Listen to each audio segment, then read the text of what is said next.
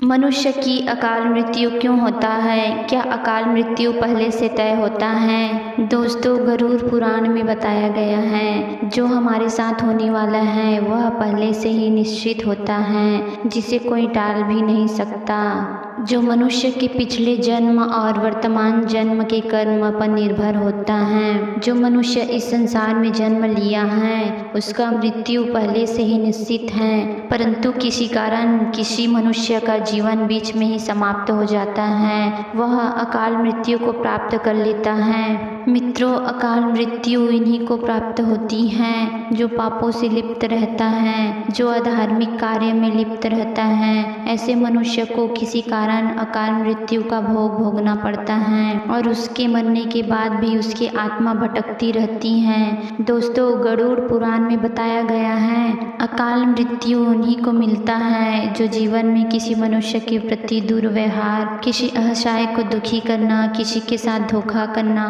तथा जब वह मनुष्य अपने दुर्व्यवहार की सीमा पार कर लेता है तो किसी कारणवश उस मनुष्य को उसी घटना से अकाल मृत्यु हो जाती है। तो आइए दोस्तों, शुरुआत करते हैं उस गरुड़ पुराण के ज्ञानवर्धक रहस्यमय प्रस्तुति की। मनुष्य की अकाल मृत्यु क्यों होती है? क्या वह जन्म से पहले ही तय रहता है या मनुष्य की वर्तमान जीवन के कर्म पर निर्भर करता है? दोस्तों, इस वीडियो को आधा अधूरा देखने की गलती बिल्कुल भी नहीं करें, क्योंकि आधा अधूरा ज्ञान विष के समान होता है। इसलिए मित्रों, आपसे यह आग्रह है, इस वीडियो को बिना स्किप किए अंत तक जरूर देखिए। साथ ही इस वीडियो को एक लाइक करके चैनल को सब्सक्राइब जरूर करें और हाँ दोस्तों, कमेंट बॉक्स में जय श्री कृष्ण जरूर लिखें। तो आइए शुरुआत करते हैं। हमारे धर्म ग्रंथ गरुड़ पुराण, भगवद गीता जैसे ग्रंथों में अकाल मृत्यु किस कारण से होती है, इसके बारे में गरुड़ पुराण में विस्तृत रूप से बताया गया है। गरुड़ पुराण में बताया है जो मनुष्य अपने वर्तमान जीवन, पिछले जन्म में गुरु, माता पिता, ब्राह्मण और विद्यों का अपमान करता है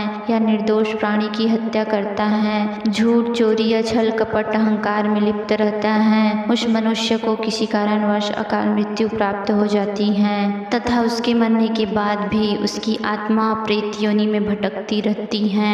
वही हमारे महाभारत भगवद गीता में श्री कृष्ण ने बताया है कि किसी मनुष्य की मृत्यु उसके कर्मों के अनुसार ही होती है। जो मनुष्य धर्म और अन्याय करता है उसकी मृत्यु किसी कारण से अकाल मृत्यु हो जाती है। हमारे धर्म ग्रंथ गीता में लिखा हुआ है, यदा यदा ही धर्मस्य ग्लानि भवति भारत, अर्थात जब जब अधर्म बढ़ता है तब भगवान स्वयं अवतार लेते हैं और अधर्म का नाश करता है। यदि कोई व्यक्ति अपने पिछले जन्म में पाप किया है उसे इस जन्म में अपने कर्म का फल भोगना पड़ता है तथा हमारे ग्रंथ शिव पुराण, स्कंद पुराण में बताया गया है जो मनुष्य ईश्वर की भक्ति से दूर रहता है और वह अपने जीवन को अधर्म के मार्ग पर पाप कर्म करता है, मन में अत्यधिक क्रोध, अहंकार और ईर्ष्या करता है, वह अपने मृत्यु से पहले ही किसी न किसी कारण से अकाल मृत्यु को प्राप्त हो जाता है। दोस्तों, हिंदू धर्म का सबसे बड़ा ग्रंथ गरुड़ पुराण है जिसमें मनुष्य के जीवन, कर्म, भाग्य के बारे में विस्तृत रूप से वर्णन किया गया है। यह पुराण हिंदू धर्म के 18 पुराण में से एक है जो जन्म, मृत्यु से लेकर पुनर्जन्म तक और आत्मा के मार्ग के बारे में बताया गया है। आइए दोस्तों, एक कथा के माध्यम से जानते हैं अकाल मृत्यु क्यों होती है जो भगवान श्री कृष्ण ने नारद को बताया था। आज हम उन्हीं कथा को जानेंगे। दोस्तों, एक समय की बात है, द्वारिका नगरी में भगवान श्री कृष्ण अपने आसन पर बैठे हुए थे। तभी देव ऋषि नारद नारायण नारायण का जाप करते हुए उनके पास आ पहुँचे।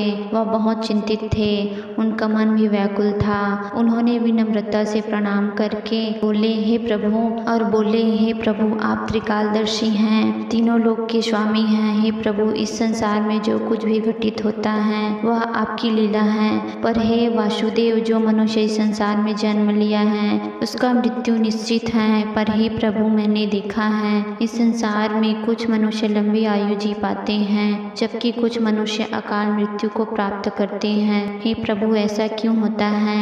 मैं जानना चाहता हूँ, मनुष्य अकाल मृत्यु क्यों प्राप्त करता है? क्या मनुष्य का अकाल मृत्यु जन्म से पहले तय होता है या जन्म के बाद, या पिछले जन्म का फल भोगता है, या यह सत्य है, मनुष्य अपने मेहनत और कर्म से अकाल मृत्यु को टाल सकता है। फिर भगवान श्री कृष्ण मुस्कुराते हुए बोले, हे नारद, आपका यह प्रश्न बहुत महत्वपूर्ण है, जो हर मानव जाति के लिए उसके जन्म और मृत्यु पर आधारित है। हे नारद, यह संसार कर्मों के नियम पर आधारित है। किसी भी मनुष्य को उसके कर्मों के आधार पर फल मिलता है। जो मनुष्य सत्य के मार्ग पर चलता है वह लंबी और सुखद आयु को प्राप्त करता है, लेकिन जो अधर्म और पाप के मार्ग को चुनता है वह किसी कारण अकाल मृत्यु को प्राप्त करता है। हे नारद, मैं तुम्हें एक कथा सुनाता हूँ जो न सिर्फ तुम्हारे इस प्रश्न का उत्तर देगी बल्कि हर मनुष्य के लिए प्रेरणा का स्रोत होगा। जो मनुष्य अपने कर्म से दूर होकर अधर्म के मार्ग पर चलता है अकाल मृत्यु को प्राप्त करता है। नारद, तुम इस कथा को अंत तक सुनो और समझो, क्योंकि आधा अधूरा ज्ञान विष के समान होता है। फिर नारद बोले, हे प्रभु, मैं उस कथा को ध्यान पूर्वक और अंत तक सुनूंगा। फिर श्री कृष्ण कथा सुनाते हैं। हे नारद, प्राचीन काल में एक नगर था जिनका नाम अवंतिकापुरी था, जिसके राजा का नाम अक्षयपुरी था। वह बहुत शक्तिशाली राजा था, लेकिन उसका हृदय अधर्म और पाप अहंकार से दूषित हो चुका था। वह यह भूल चुका था राजा का असली धर्म प्रजा की सेवा करना है। राजा अपने ऐश्वर्य में इतना लिप्त हो चुका था, उसने धर्म और न्याय का मार्ग छोड़ दिया। वह निर्दोष लोगों पर अत्याचार करता था, गरीबों से कर वसूल करता था, ब्राह्मण और गुरुजनों का अपमान करता था। वह अनैतिकता के जाल में फंस चुका था। उसे धर्म और सत्य से कोई मतलब नहीं था। एक दिन एक ब्राह्मण राजा के दरबार में आया और प्रजा के दुखों के बारे में राजा को बताया। हे राजन, प्रजा की रक्षा करना आपका परम कर्तव्य है। आपका ये अधर्म अहंकार आपको विनाश की ओर ले जा रहा है। लेकिन राजा ने ब्राह्मण की एक भी नहीं सुनी और उसने उसे अपमानित कर बाहर निकाल दिया। ब्राह्मण ने क्रोधित होकर कहा, हे राजन, तूने मुझे अपमानित किया है, धर्म और सत्य का त्याग किया है। अब तेरा यह राज्य अधिक समय तक नहीं रहेगा, तुम्हें अकाल मृत्यु प्राप्त होगा।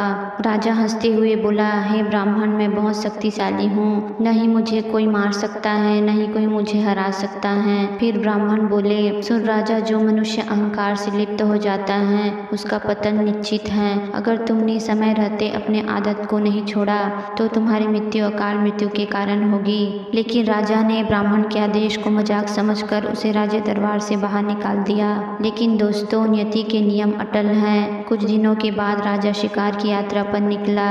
वहाँ उसने एक सुंदर हिरन देखा।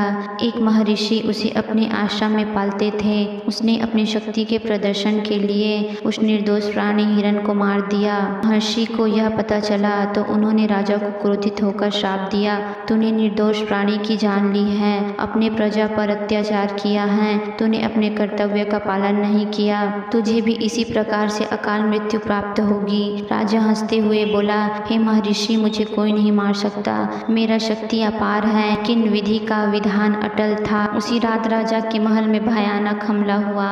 राजा के दरबार को दुश्मनों ने चारों ओर से घेर लिया।